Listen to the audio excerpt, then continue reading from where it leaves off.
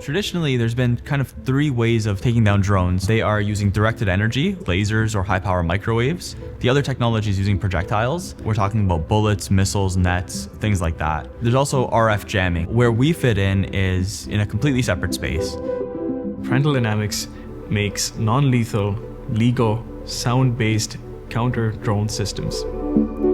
The concept we came up with was using ultrasound to disrupt materials, sometimes break them or make them oscillate in a certain way. We've shot drones down, we've taken them out of the sky, and we've also disabled their cameras. We can put a system on a truck that works autonomously, and it can find drones in the air using acoustics.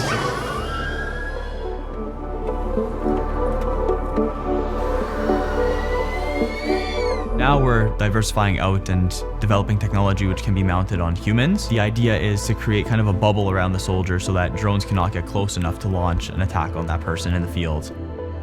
There's the other variant, which is also the rifle-mounted system that we're developing. Now this is an attachment that you can add to your existing AR and send out a burst of sound, which disables the drone mid-flight.